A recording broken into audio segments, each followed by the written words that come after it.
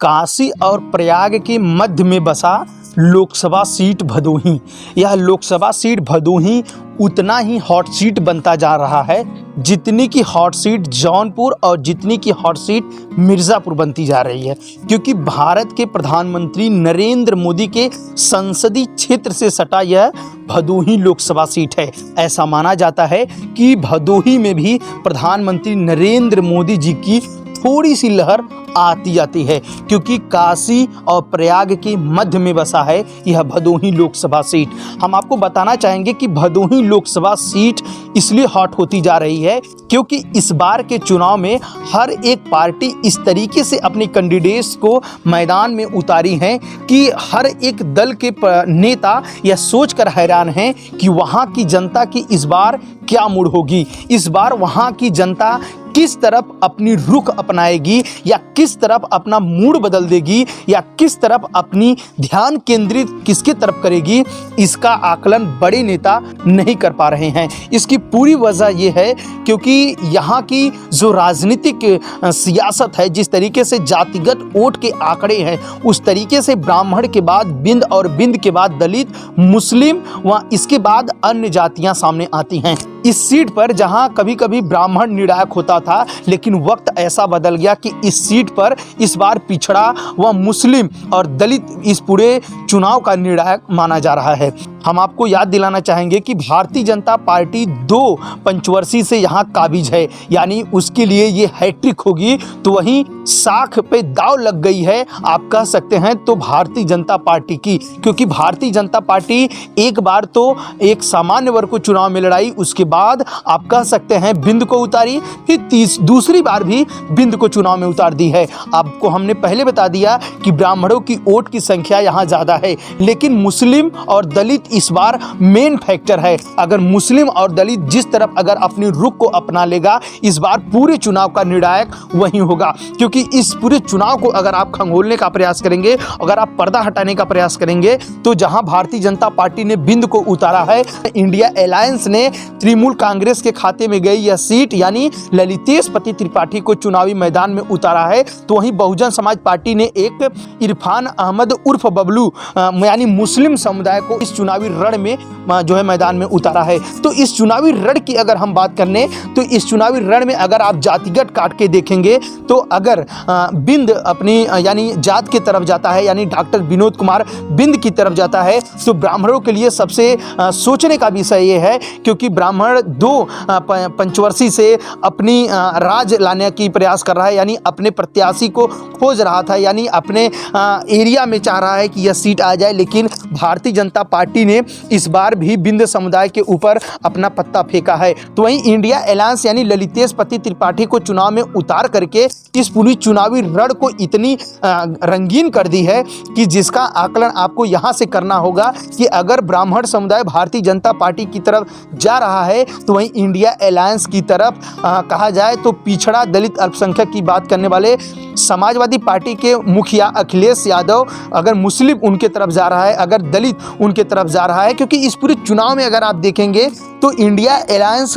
जिस तरीके से चुनाव मैदान में उतरी है, अगर ब्राह्मणों का कुछ प्रतिशत वोट लेके आ रही है, यानी यादव अगर उनको वोट कर दे रहा है, लगभग 1.5 लाख वोट यादव का है, वहीं दलित का लगभग 2.5 लाख वोट है, तो वहीं मुस्लिम का 2.5 लाख वोट है। तो इन वोटों को आप बात करेंगे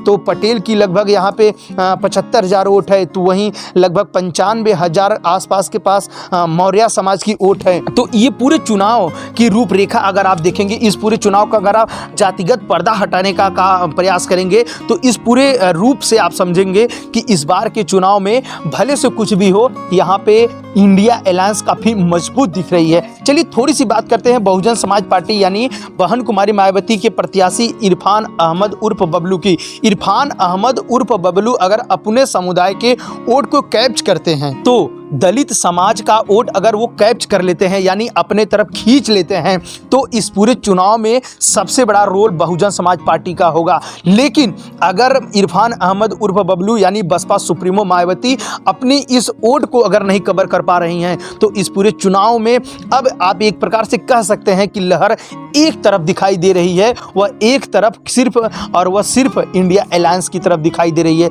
लेकिन ये कहना अभी जल्दबाजी होगी क्योंकि यानी चुनाव 25 मई यानी 6वें चरण में होगा और इसका परिणाम यानी 4 जून को आएगा। तो ये कहना जल्दबाजी होगी, लेकिन यहाँ की जातिगत जो समीकरण कहती है वो जातिगत समीकरण ये साफ साफ कह रही है कि इस बार अगर ब्राह्मण अपने जो कि बिरादरी या अपने समुदाय की तरफ जा रहा है, अपने भाई की तरफ जा रहा है, तो यहाँ इंडिया अलायंस का सफर एकदम आसान होगा। लेकिन दोस्तों सबसे राजनीति के अंदर खाने से जो खबर आ रही है वो अंदर खाने से ये खबर आ रही है कि 2024 के बाद 2027 का चुनाव है यानी जो विधानसभा का चुनाव होगा, अगर यहाँ से ब्राह्मण अपने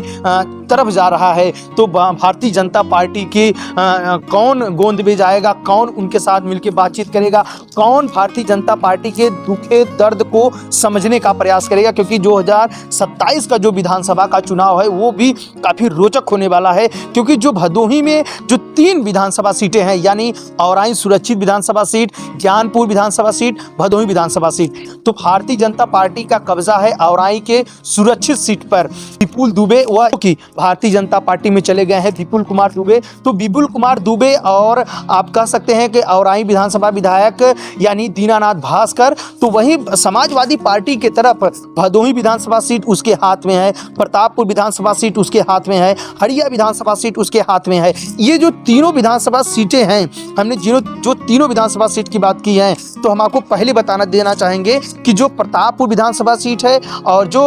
हरिया विधानसभा सीट है, इन दोनों विधानसभाओं सीट में मिलाकर कुल 8 लाख वोटर्स हैं यानी भदोही जिले में टोटल 12 लाख वोटर्स हैं और तो 20 लाख वोटर्स इस बार के चुनाव में अपनी मतदान करेंगे। लेकिन सबसे बड़ी बात यह है कि जिसके हाथ में 3-3 सीट हो, अगर उसका प्रत्याशी अगर इस चुनाव में हार जाए तो ये सबसे सोचने की बात है कि भारतीय जनता पार्टी के पास ऐसी कौन सी मंत्र है यानी मोदी जी के पास ऐसी कौन सी मंत्र है कि वो हर सीटों पर अपना कब्जा कर ले रहे हैं। दोस्तों सबसे बड़ी बात ये हॉट सीट की जो बात हो रही है, ये हॉट सीट इसलिए हो जा रही है क्योंकि भदोही जिले का जो पूर्वी दिशा में बसा यानी वाराणसी क्षेत्र है, ये भारत के प्रधानमंत्री नरेंद्र मोदी का क्षेत्र है। यानी उसके दक्षिण दिशा में आप चलेंगे जो दक्षिण दिशा है यानी वो मिर्जापुर दिशा है, मिर्जापुर जिला है, यानी वहाँ की कैबिनेट मंत्री अनुप्रिया पटेल 2 पंचवर्षीय से कब्जे में है। तो वहीं जौनपुर की लोकसभा सीट की अगर आप बात करेंगे दक्षिण में है, उसकी अगर आप बात करेंगे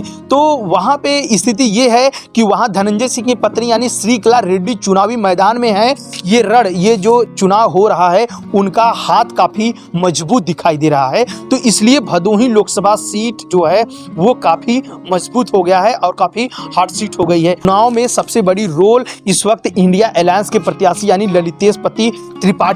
काफी अच्छी पारी खेल रहे हैं। अगर उनके तीनों विधानसभा सीट के वोटर्स मिल जा रहे हैं तो ये चुनाव बहुत ही आसानी से जीत सकते हैं। लेकिन बहुजन समाज पार्टी अगर जिस प्रत्याशी को उतारी है वह भी शांत होकर नहीं बैठेगा क्योंकि उसे भी अपनी जीत दर्ज करनी है। यानी इरफान अहमद उर्फ बबलू भी अपने जो जिस पार्टी से चुनाव लड़ रहे हैं उनकी भी साख दांव पर लगी है क्योंकि नगर पालिका अध्यक्ष जो हैं यानी वो मुस्लिम समुदाय के हैं, तो वहाँ से भी जो मुस्लिमों का गढ़ है वो भदोही जो कि आप कह सकते हैं नगर पालिका परिषद है, वो जो मुस्लिमों का गढ़ है, तो वहाँ से भी वोट उनको आसानी से मिलेगा। यहाँ जो पीडीए की जो बात हो रही है यानी पिछड़ा दलित अल्पसंख्यक की, ये बात यहाँ कब लागू होगी ये तो आने वाला समय बताएगा। लेकिन यहाँ बड़े नेताओं की धड़कनें तेज हो गई हैं और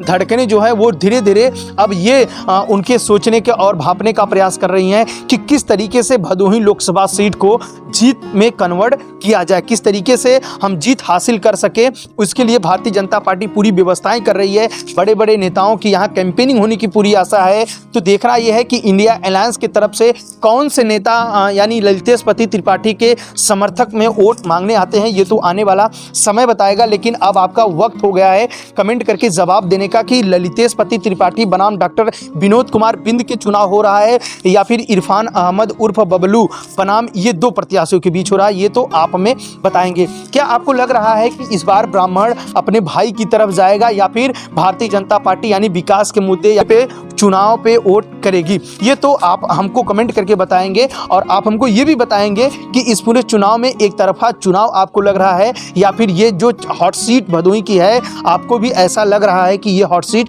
है, यानी भारतीय जनता पार्टी के लिए ये मुश्किलों का पारी है। अगर इस पाली को वो खेल लेती है तो यहाँ हैट्रिक आसानी से लगा पाएगी। अब दीजिए राजकुमार सरोज को इजाजत, फिर किसी नए वीडियो में हम आपसे फिर मुलाकात करेंगे।